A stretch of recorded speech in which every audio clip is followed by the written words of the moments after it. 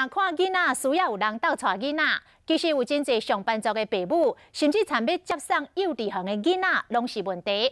台北市高级的幼保科最近3年来，都常常接到家长的电话，问讲是毋是有学生会当兼差来做陪读的姐姐，帮忙去幼稚园帮这个接小朋友下课。 你是高级幼保科2年的李东傲，你走出校门要去工作做陪读姐姐。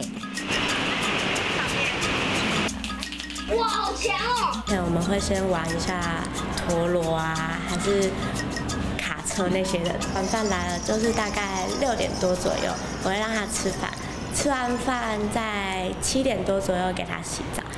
幼儿园下课4点半，家长根本是赶袂赴。我可以快一点的话，我大概到家是7点半。过去是我爸爸在接，那我不希望他那么辛苦。我之前有找过保姆，但是保姆大部分都是要1整天的时间。这样爸爸引导就是现代双薪家庭的缩影。根据人力银行的调查，2018年有53.4%派上班族担心囡仔无人接送，因此才有陪读姐姐这个工作。 我们邻近的社区，那他们知道我们是幼保科的学校，所以他就会想说，那就打电话进来问问看。2018开始达到一个高峰，我在想，可能是因为现在都是双薪家庭，那甚至有单亲，那还有一个状况就是妈妈生了大宝，又来了一个2宝。 囡仔接送的问题是真侪家长的烦恼，无定嘛是造成大家愈来愈唔敢生的原因之一。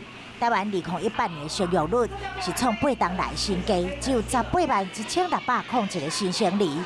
台湾面临少子化风暴，家长的难题必须要赶紧有一个解决的办法。